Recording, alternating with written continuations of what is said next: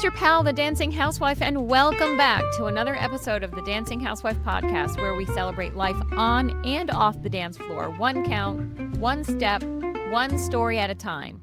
Today, we're diving into one of ballroom's great debates: fishnets or no fishnets. Yep, tights with holes or bare legs. Who knew hosiery could spark such drama? So here's the scoop.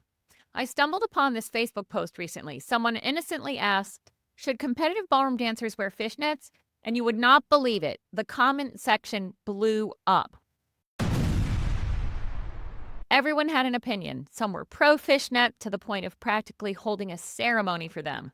Others were firmly team bare legs forever. I thought, this calls for a full episode. So grab your favorite pair of fishnets, or not, and let's unpack this topic. First, let's talk about basics. Fishnet tights, the iconic hosiery that looks just like the nets commercial fishermen throw into the ocean to haul in their catches of the day. Picture that grid of diamond-shaped holes stretched tightly, wrapping your legs like a lattice-work cage. Both delicate and durable at the same time. It's like your legs are on a stylish fishing expedition ready to reel in the judges' scores. But I digress. Anyway, beyond the cheeky name and pattern, they serve some real ballroom purposes. Fishnets smooth out the leg line. They add a little sparkle under the stage lights, and honestly, they're like the secret agent of dancewear, hiding bruises, random scrapes, or cellulite. And paired with a spray tan, they give that uniform, flawless look. Because if you're on that competition floor, you want to look polished, not patchy.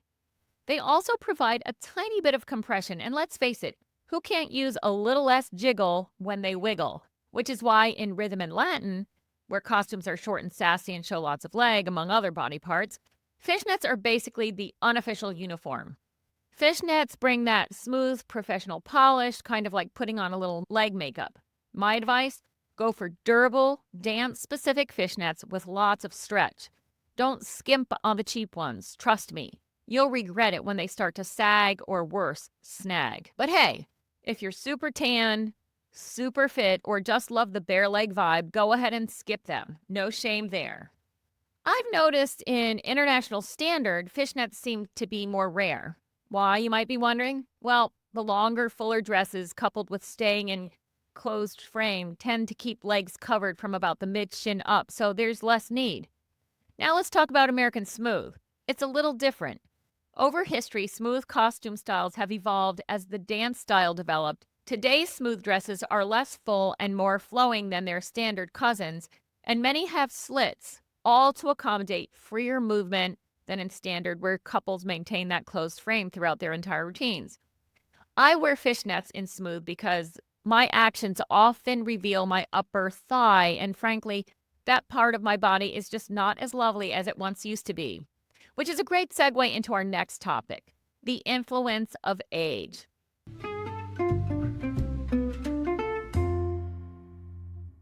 Let's be clear. Ballroom dance is a performance sport. How you look matters, which means your age matters. Older dancers often love fishnets because of their smoothing magic. It's like a filter for your legs. Younger dancers may prefer bare legs for that fresh, natural look. And let's not forget proficiency level, because it does play a role, or at least it should, in your decision whether or not to wear fishnets. At higher competitive levels, presentation is king, and fishnets are often part of the polished package, especially in Latin rhythm and smooth. Now let's talk about the pros and cons, because nothing is perfect. The pros. You get smooth, flawless legs under the lights with fishnets. It's a polished, professional look. They hide bruises, cellulite, and tan lines. Compression minimizes jiggle. And there's some extra grip and protection. Cons. They can get hot and a bit suffocating under the lights. They're easy to snag on rhinestones and jewelry when you pull your costumes off and on. Color matching can be tricky because no one wants mismatched legs to the rest of the body. And they're not always necessary. Think standard. Sometimes you're just paying for holes in your tights.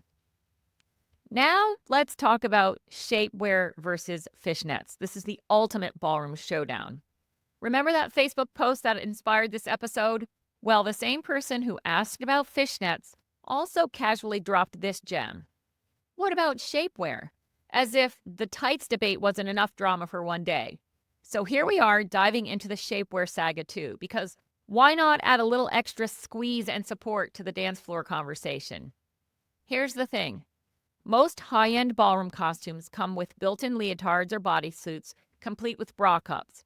These babies are conceptualized and constructed by designers who basically moonlight as structural engineers. Seriously, my costumes might just be the most supportive things I own.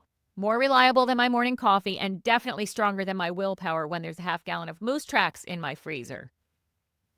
So do you need shapewear under all that? Probably not. Wearing shapewear under a custom and built-to-support ballroom gown is like putting an extra pair of Spanx under your Spanx.